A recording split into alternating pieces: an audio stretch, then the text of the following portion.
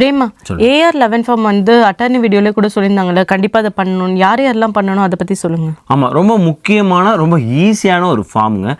இது வந்து ரீசன்ட் டைமாக யூஎஸ்சிஎஸ் வந்து மேண்டேட் நீங்கள் கண்டிப்பாக பண்ணி ஆகணும் அப்படின்னு புஷ் பண்ணிட்டு இருக்காங்க. அதனால தான் வந்து எல்லா அட்டார்னிஸுமே அதை ரெக்கமெண்ட் பண்ணுறாங்க, கண்டிப்பாக பண்ணி வச்சுருங்க. ஒரு 10லேருந்து 15 நிமிஷம் வேலை தான்.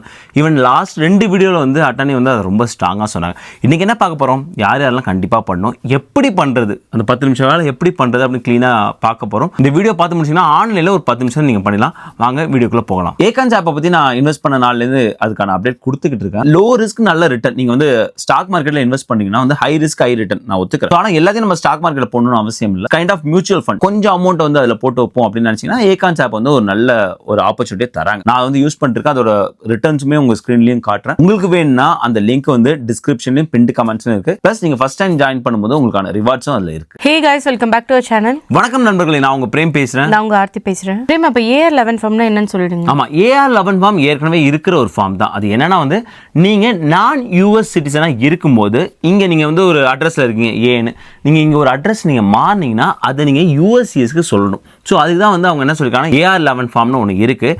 அதை நீங்கள் ஃபில் பண்ணி எங்களுக்கு அனுப்புங்க, இல்லை ஆன்லைனில் பண்ணுங்கள். ஸோ உங்களோட லேட்டஸ்ட் அட்ரஸ் எங்களுக்கு அப்டேட்டாக இருக்கும். அதுக்கு தான் அந்த ஃபார்ம் யூஸ் ஆகுது. இது வந்து யூஎஸ்சிஎஸ்ஸால் ட்ரைவ் பண்ணுற ஒரு ஃபார்ம். இப்போ அட்ரஸ் சேஞ்ச் பண்ணுறதுனா இப்போ நம்ம யூஎஸ்பிஎஸ்லாம் சொல்லுவோம்ல, அது மாதிரி தானே? ஆமாம், கரெக்ட். நம்ம எப்போலாம் அட்ரஸ் சேஞ்ச் பண்ணுறோமோ இங்கே ஃபஸ்ட்டு போய் நம்ம லோக்கல் போஸ்ட் ஆஃபீஸில் போய் சொல்லிட்டு வந்துடுவோம், இல்லை அப்டேட் பண்ணுவோம். இதுதான் எங்களோட புது அட்ரஸ். ஸோ பழைய அட்ரஸ்க்கு இந்த மெயிலில் வந்துச்சுன்னா அது எங்களுக்கு புது அட்ரஸ் ஃபார்வர்ட் பண்ணுங்க. யூஎஸ்பிஎஸ்க்கும் யூஎஸ்சிஎஸ்க்கும் சம்மந்தம் கிடையாது. இது வேறு வேறு டேட்டா பேஸ் தான் க்ளீனாக சொல்கிறாங்க. ஸோ நீங்கள் இங்கே அப்டேட் பண்ணிங்கன்னா எங்களுக்குலாம் அப்டேட் ஆகாது.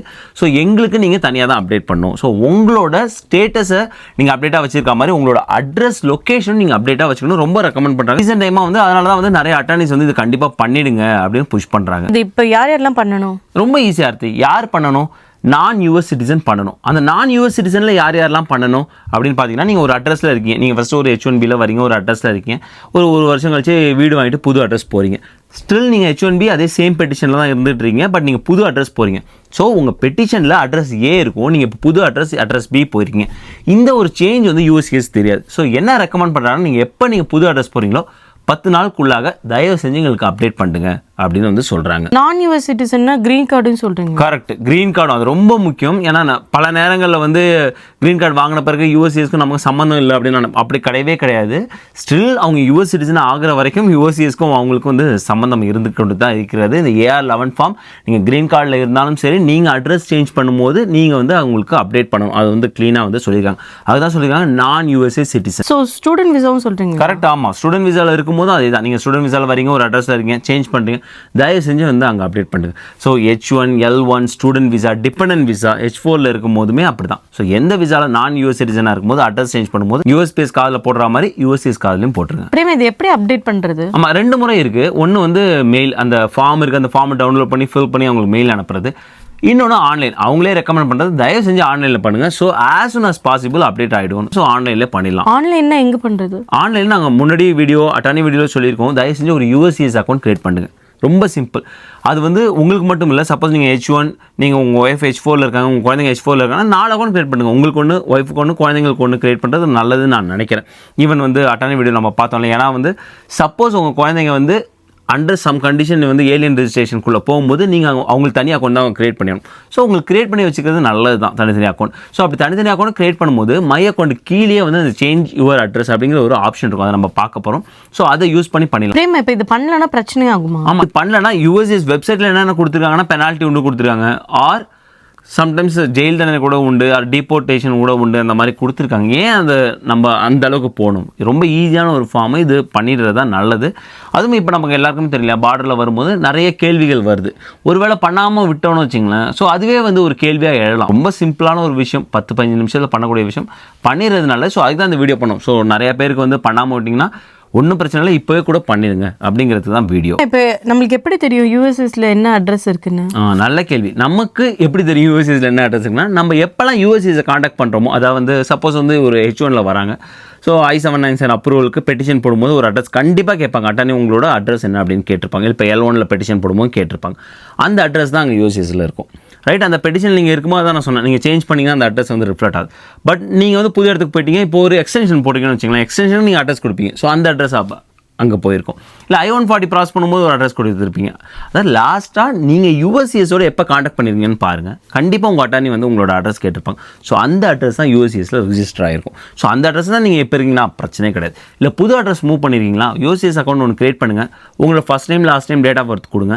கொடுத்தோன்னா உங்களை கண்டுபிடிச்சிடும். ப்ளஸ் புது அட்ரஸ் கொடுக்கும்போது உங்களோட பழைய அட்ரஸை புது அட்ரஸை அப்டேட் பண்ணுறோம். அவ்வளோதான், ரொம்ப சிம்பிளான ப்ராசஸ். இப்போ க்ரீன் கார்டில் இருக்கவங்களுக்கு எந்த அட்ரஸ் இருக்கும்? ஆஃபீஸாக க்ரீன் கார்டில் உள்ளவங்களுக்கு I-485 ப்ராசஸ் பண்ணும்போது அந்த க்ரீன் கார்டை வந்து அப்ரூவ் ஆகும்போது என்ன அட்ரஸ் கொடுத்துருக்காங்களோ அதுதான் இருக்கும்.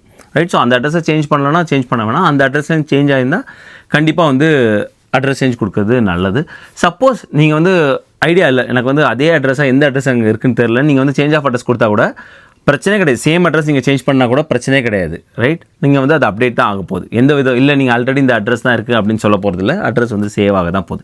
ஆனால் எனக்கு கன்ஃபியூஷனாக இருக்குது, நான் கொடுத்தனா இல்லையா அப்படிங்கும்போது நீங்கள் பண்ணிடுறது நல்லது. ப்ளஸ் உங்கள் எல்லாருக்குமே தெரியும் நாங்கள் அட்டார்னி கிடையாது. இன்னும் டவுட் இருந்ததுன்னா வந்து சப்போஸ் வந்து நிறைய பேர் அட்வான்ஸ் பரவலில் இருப்பாங்க, I-485 பண்ணிட்டு EID வாங்கியிருப்பாங்க. ஸோ அவங்களுக்கு எந்த அட்ரஸ், ஏன்னா நிறைய ஃபார்ம்ஸ் போட்டிருப்பாங்க, ஸோ எந்த அட்ரஸ் வந்து அப்டேட் ஆகிருக்குன்னு தெரியாது. ஸோ இந்த மாதிரி கன்ஃபியூஷன் இருக்கும்போது அட்டார்னி கேட்கறது நல்லது. இன்னொரு விளக்கமும் அட்வான்ஸ் பரவலில் இருந்தாலுமே இது பண்ணும். ஸோ நான் US சிட்டிசனாக இருந்தாலே இந்த AR11 சேஞ்ச் ஆஃப் அட்ரஸ் கண்டிப்பாக பண்ணும். அது எப்படின்னு சொல்லுங்க. அது எப்படின்னு இப்போ நம்ம ஸ்க்ரீன்லேயே பார்ப்போம். நீங்கள் ஸ்க்ரீனில் பார்க்குறது வந்து இது USCISோட அஃபிஷியல் அவங்களோட யூடியூப் சேனல். அதிலே வந்து தெளிவாக கொடுத்துருக்காங்க எப்படி பண்ணணும்னு. ரீசெண்ட் டைம்ஸாக USCIS வந்து இது ரெக்கமெண்ட் பண்ணுறதுனால தான் வந்து ஒரு 3 monthsக்குள்ளாக தான் இந்த வீடியோ வந்து அப்லோட் பண்ணியிருக்காங்க. அடுத்து இந்த மை அக்கௌண்ட் அதை கிளிக் பண்ணாலே கீழே வந்து உனக்கு வந்து சேஞ்ச் யுவர் அட்ரஸ் அப்படின்னு ஒரு ஆப்ஷன் வருது பார்த்தியா.